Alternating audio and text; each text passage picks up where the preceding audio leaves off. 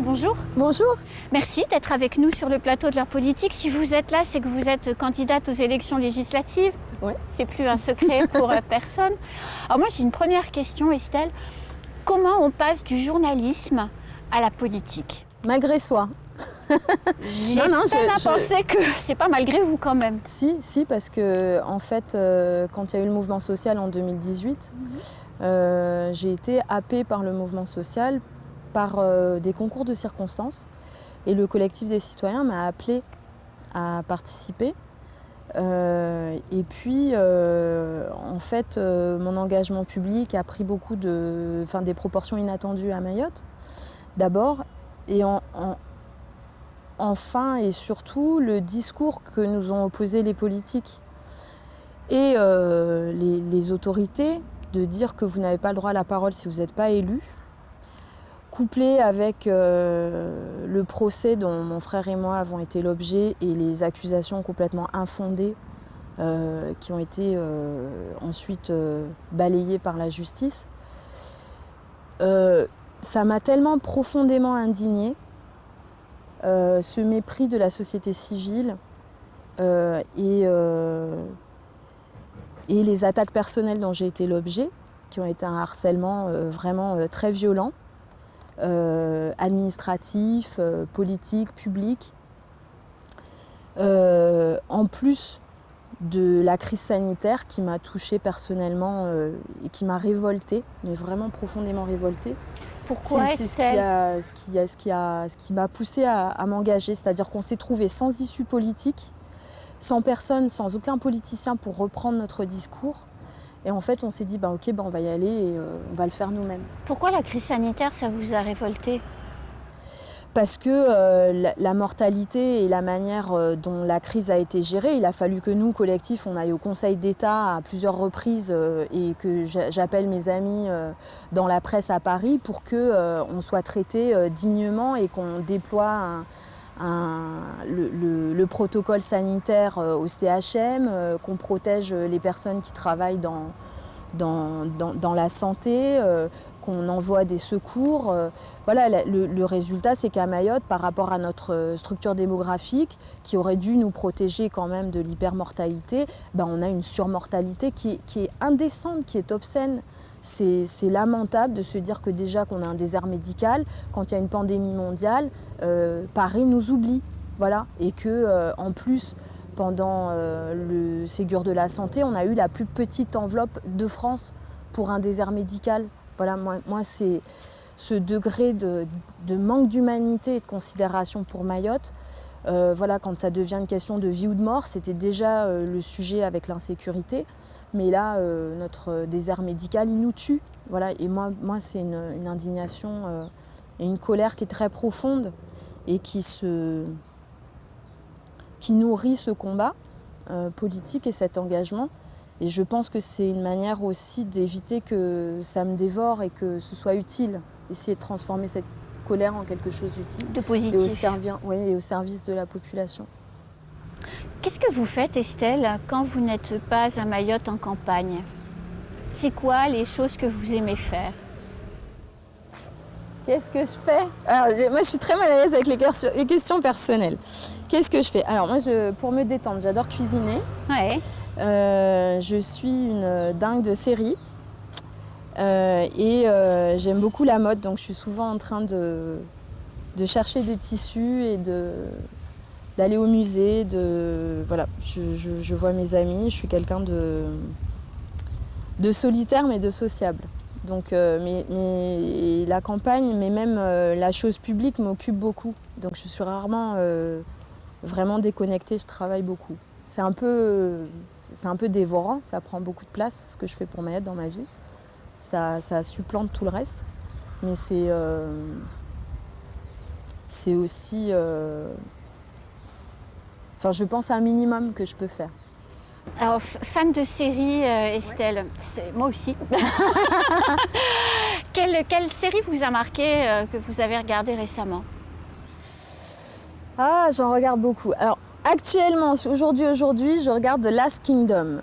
Il y en a beaucoup que j'ai beaucoup aimé. Je suis fan des séries politiques. Ouais. Donc, celle que vous avez préférée, c'est laquelle? à la Maison Blanche, qui est passionnante. En fait, c'est une série, c'est la première série politique américaine qui a plus de 20 ans et c'est passionnant de la regarder aujourd'hui parce que dans l'intelligence des scénarios, des scénarii, la plupart des sujets politiques qui ont été soulevés il y a 20 ans sont ceux qu'on connaît aujourd'hui. Donc c'est passionnant. J'aime beaucoup Borgen, mais j'ai trouvé Le Baron Noir, qui est une série de Canal+, exceptionnelle de finesse sur l'analyse de la politique française. Et des modes de fonctionnement. Des modes de fonctionnement, etc.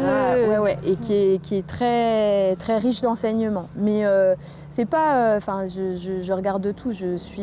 Moi, j'ai fait de la télé pendant 20 ans. Donc je suis une dingue d'images. C'est une déformation professionnelle. Je trouve l'intelligence narrative très intéressante, la construction d'un récit. Je suis une folle d'images, donc la beauté d'un décor, des costumes me touche beaucoup.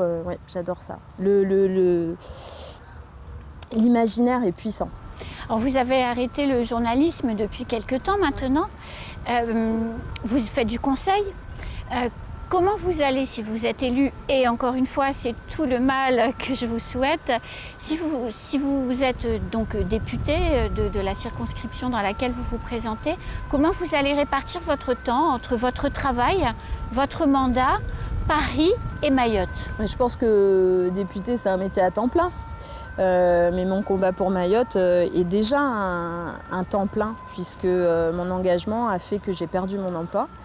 Et c'est d'ailleurs été l'intention, puisque ça a été un coup de fil des autorités à mon patron. Moi, ça fait déjà de longs mois que je me consacre uniquement à ce que je fais pour Mayotte, donc je vais continuer.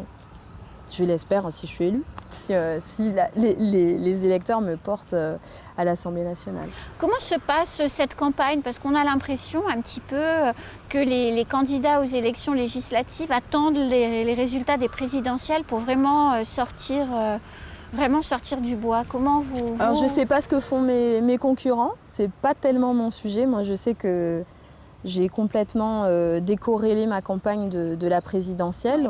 Je me suis lancée en juillet. Donc pour moi, la campagne, elle aura duré quasiment 1 an. Et je suis sans étiquette. Donc pour moi, le sujet de porter ou de présenter un ou une candidate pour la présidentielle, je m'en suis complètement dégagée en ayant... en tête que c'est pas une voix à Mayotte qui allait peser sur les élections présidentielles et que je voulais garder ma neutralité pour, une fois élue, pouvoir travailler avec tout le monde.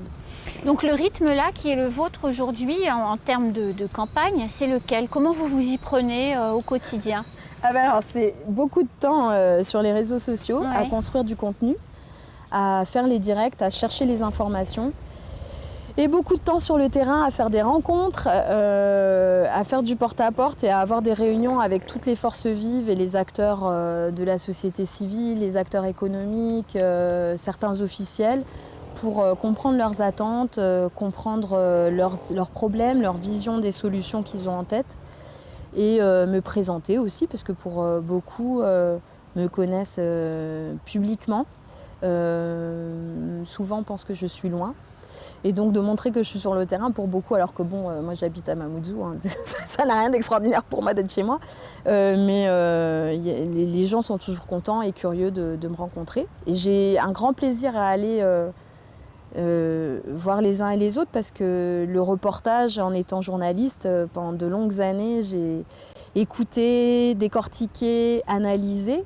Donc une partie de mon travail en politique et dans la campagne, ça met à profit cette expérience d'analyse, de journaliste, et le plaisir d'écouter et d'être dans l'empathie, parce que je pense que vous savez comme moi, un journaliste, il est rarement appelé quand il y a une situation qui est positive. On est souvent dans des situations de crise. Et ce que j'ai fait pendant 20 ans m'est utile pour aujourd'hui. Donc quand j'ai été consultante, ça a été construire un réseau à l'international. Et j'utilise ce que j'ai appris pour mieux comprendre et mieux lire ce qui se passe ici. Et puis mes contacts me servent aussi à ouvrir des portes pour Mayotte. Et ce que j'ai appris en étant sur le terrain, c'est utile quand je suis en campagne, parce que moi j'aime les gens, j'adore écouter les gens, j'adore discuter avec eux. Je ne sais pas pourquoi d'ailleurs les gens sont persuadés que je suis très distante, alors qu'en fait Moi, je suis quelqu'un de très, très sociable. Je suis assez timide et réservée, mais pas vis-à-vis des gens. J'adore les écouter et quand on m'aborde tout le temps dans la rue et dans les courses et au marché, au supermarché, j'adore ces discussions. Alors justement, Estelle, on dit souvent que les campagnes électorales sont l'occasion de belles rencontres où on découvre des gens incroyables, des trajectoires de vie qu'on ne pouvait même pas imaginer. Est-ce que ces moments-là, vous les avez déjà vécus depuis le début de votre campagne? Mais même avant, moi je pense que Mayotte a une foultitude de talents, de parcours, d'histoires à raconter. Et c'est une partie de la cause de mon engagement, c'est l'amour des gens. Vous ne pouvez pas faire ça et engager autant de sacrifices si vous n'avez pas la passion des autres. Et c'est ça qui est très beau. Effectivement, la campagne, elle accélère les rencontres, mais on en fait plein tout le temps. Et moi, c'est un des moteurs dans la vie. Là, votre prochaine, on est en début de journée, on est un vendredi matin, au moment où on tourne cette émission. Vous allez faire quoi aujourd'hui? Alors, je dois aller voir des soutiens. Je pense que je vais cuisiner. Vous allez cuisiner quoi? J'ai pas encore décidé. Probablement passer au marché, qui est aussi un moment de campagne. Et puis, je fais beaucoup les courses. Souvent d'abord parce que j'en ai besoin, mais aussi parce que c'est un moment où les personnes viennent vers moi, qui est beaucoup plus simple et dans un contexte neutre. Et puis j'ai plein de documents à relire, à lire, à valider, à vérifier pour la communication en ligne, et donc je vais travailler mes dossiers. Pour de longues journées, oui. Dimanche, dimanche c'est le premier tour des élections présidentielles, vous allez aller voter à quelle heure? Une journée électorale, quand on est candidat, c'est un moment, enfin voilà, c'est une journée hyper importante. Estelle Youssoufa vote à quelle heure? Moi je vote tôt, j'aime pas faire la queue. Donc je suis impatiente, je suis très impatiente, donc j'aime y aller tôt, comme ça c'est fait. Et après, vous avez les croissants frais et on peut être tranquille à la maison pour attendre que ça se passe. Ouais. Merci Estelle, c'est déjà la fin de cet entretien. Déjà mais oui, ça passe très vite. Vous voyez, vous avez parlé de vous tellement simplement. Merci à vous. À bientôt.